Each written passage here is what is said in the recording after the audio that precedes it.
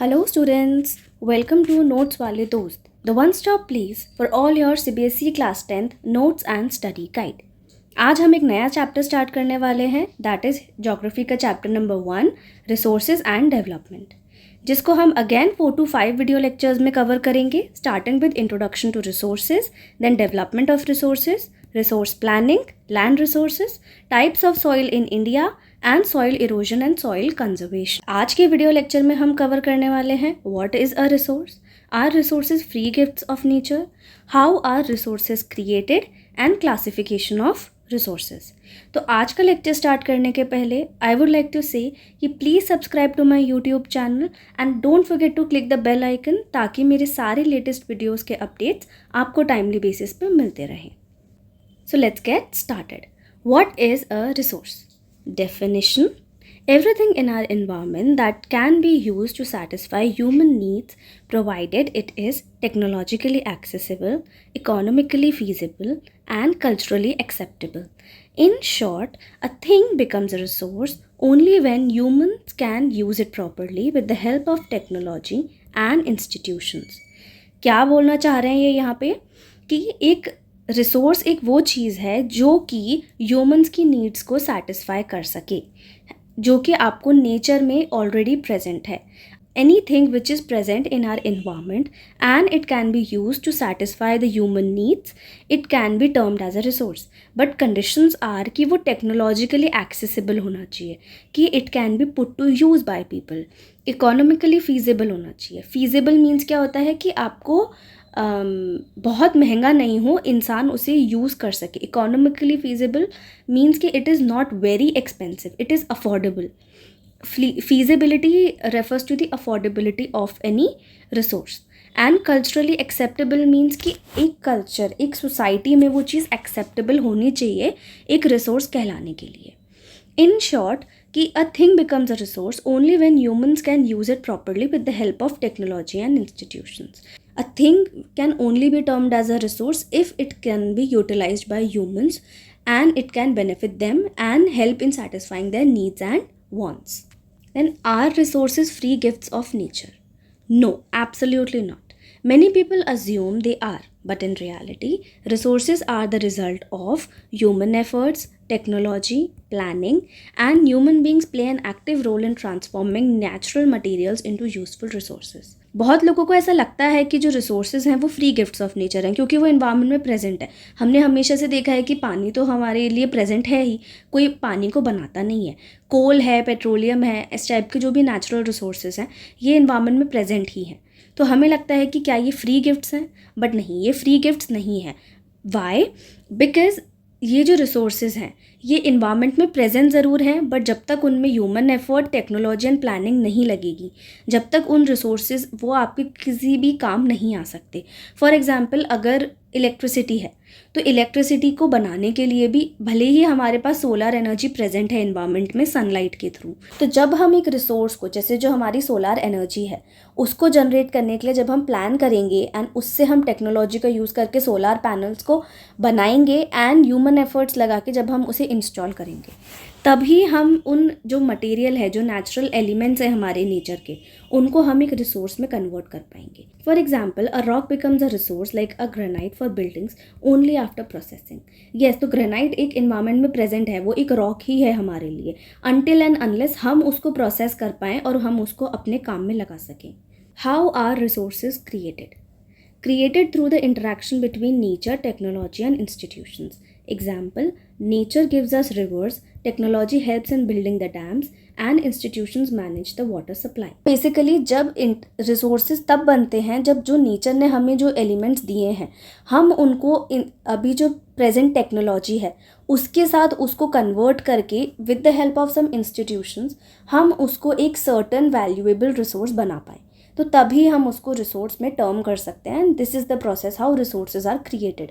For example, हमें nature ने rivers दी हैं, तो उन रिवर्स का अपने आप कोई यूज़ नहीं है, और ऐसा नहीं है कि वो reverse just because reverse exist करती हैं हमारे घर पे पानी अपने आप आ जाएगा.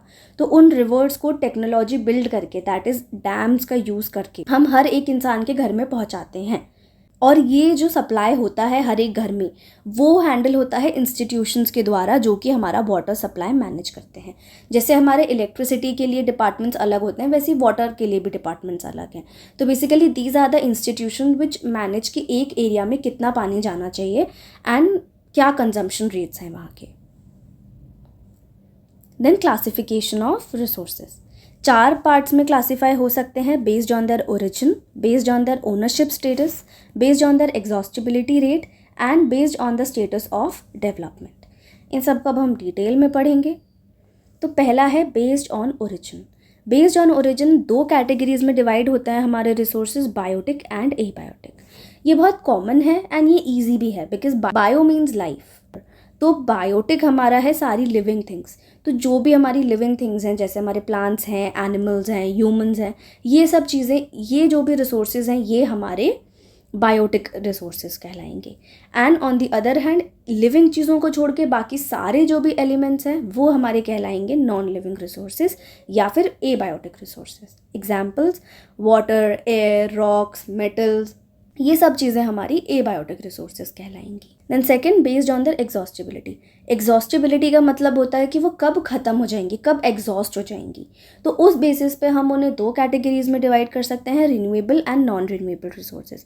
रिन्यूएबल वो होते हैं जो कि दे कैन रीजनरेट, वो रीजनरेट कर सकते हैं, वो अपने आप में दोबारा रिप्लेनिश कर सकते हैं। For example solar energy and forest. अगर फॉरेस्ट में पेड़ आप काट भी दोगे तो वो रीग्रो कर जाएंगे। Non renewable on the other hand वो होती है जो कि एक फिक्स्ड सप्लाई है, लिमिटेड है, वो आप उसको बार बार रीजनरेट नहीं कर सकते। जैसे coal and petroleum. Coal and petroleum हमें नेचर ने जितना दिया है हमारे पास उतना ही है, एंड अगर वो ख़त्म हो जाएगा तो हम उसे दोबारा जनरेट नहीं कर सकते। It takes hundreds and hundreds of years to regenerate.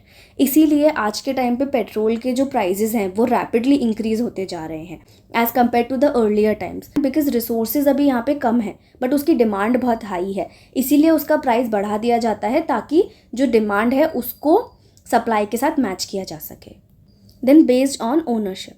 Ownership status उसका क्या है? इंडिविजुअल, अगर वो प्राइवेटली ओन्ड है, जैसे कि हमारे घर होते हैं या हमारे फार्म लैंड्स होते हैं, तो ये एक इंडिविजुअल ओन करता है उन्हें, जैसे कि आप और मैं, तो इसीलिए हम उन्हें इंडिविजुअल कैटेगरी में डालते हैं। सेकंड होता है कम्युनिटी। कम्युनिटी होता है जब it is shared by a group. अगर एक ग्रुप मिलके उस चीज़ को ओन करता है तो वो एक कम्युनिटी में ओनरशिप आएगी। फॉर एग्जांपल हमारे विलेजेस हुए, पॉन्ड्स हुए, ग्रेजिंग लैंड्स हुए। नेशनल ओन्ड हमारी वो चीज़ें होती हैं जो कि बिलोंग करती हैं गवर्नमेंट को, किसी भी कंट्री के। For example roads and forest, ये किसी भी पर्टिकुलर इंसान के नहीं होते हैं। तो जो चीज़ें हमारी गवर्नमेंट के कंट्रोल में होती हैं हम उन्हें बोलते हैं nationally owned resources. Then lastly हमारे होते हैं इंटरनेशनली ओन्ड रिसोर्सेज। वो होते हैं जो कि हमारी इंटरनेशनल ऑर्गेनाइजेशंस उन्हें कंट्रोल करती हैं। For example oceanic resources beyond 200 nautical miles. ये अगेन एक एमसीक्यू पॉइंट से बहुत इंपॉर्टेंट क्वेश्चन है कि कितने नॉटिकल माइल्स के बाद जो आपके ओशनिक रिसोर्सेज होते हैं वो इंटरनेशनली ओन्ड कहलाते हैं। तो जब भी आपके जो भी अपने ओशनिक रिसोर्सेज, जैसे इंडियन ओशन है या फिर पैसिफिक ओशन है, तो जो आपकी इंडियन बॉर्डर से कनेक्टेड है उसके 200 नॉटिकल माइल्स तक ही आपके इंडिया का कंट्रोल है उस पर। इसके बाद जितना भी ओशनिक रिसोर्सेज बच जाते हैं इंटरनेशनल ओवरसीज कहलाते हैं, एंड उस पर इंटरनेशनल ऑर्गेनाइजेशंस का कंट्रोल होता है, इंडिया का नहीं। Then based on the status of development, ये लास्ट है हमारा। इसमें पहला आता है हमारा potential, found but not yet used. Example the wind energy in Rajasthan. तो पोटेंशियल है उस चीज़ में कि वो यूज़ हो सके। Potentially basically means that only कि आप कर सकते हो बट अभी आप उसे यूज़ नहीं कर रहे हो। डेवलप्ड हमारे वो रिसोर्सेज होते हैं which are fully in use. Example the coal and mines. तो जो चीज़ें फुल्ली अभी हम यूज़ कर रहे हैं उसको हम बोलते हैं डेवलप्ड रिसोर्सेज। स्टॉक हमारा होता है कि it is available but can not be use due to lack of technology. Stock हमारी वो रिसोर्सेज होते हैं कि जो हमारे पास अभी प्रेजेंट हैं बट हम उन्हें क्यों यूज़ नहीं कर पा रहे, बिकॉज अभी हमारे पास उतनी अच्छी टेक्नोलॉजी नहीं है कि हम उन्हें यूज़ कर सकें। एंड रिजर्व्स अगेन क्या होते हैं कि हम कुछ सरप्लस चीज़ें उठा के रख देते हैं फॉर फ्यूचर यूज़, जैसे कि a part of stock which can be used with existing technology. तो जैसे बेसिकली आपके पास कोई रिसोर्सेज हैं जो आप एग्जिस्टिंग टेक्नोलॉजी से यूज़ कर सकते हो बट अभी क्योंकि आपको उसकी ज़रूरत नहीं है तो इसीलिए आप फ्यूचर यूज़ के लिए उन्हें सेव करके रख रहे हो, उनको हम बोलते हैं रिजर्व्स। तो हमने 4 कैटेगरीज देखी, बेस्ड ऑन ओनरशिप हम उन्हें एबायोटिक एंड बायोटिक कैटेगरी में डिवाइड कर सकते हैं। बेस्ड ऑन ओनरशिप हम उन्हें 4 कैटेगरी में डिवाइड कर सकते हैं, जो कि हैं हमारी privately owned, community owned, national and international ownership. Then based on exhaustibility हम उन्हें 2 कैटेगरीज में डिवाइड कर सकते हैं, renewable and non renewable resources. And lastly based on the status of development हम उन्हें potential, developed, stock and reserves, इन 4 categories में हम उन्हें डिवाइड कर सकते हैं। तो आज की वीडियो लेक्चर में बस इतना ही। अगर आपको मेरा वीडियो अच्छा लगा तो प्लीज़ आप उसे लाइक करें, अपने फ्रेंड्स के साथ शेयर करें and also please subscribe to my YouTube channel. एंड अगर आपको कोई भी डाउट्स हैं, कोई भी क्वेरीज हैं तो प्लीज़ कॉमेंट बिलो।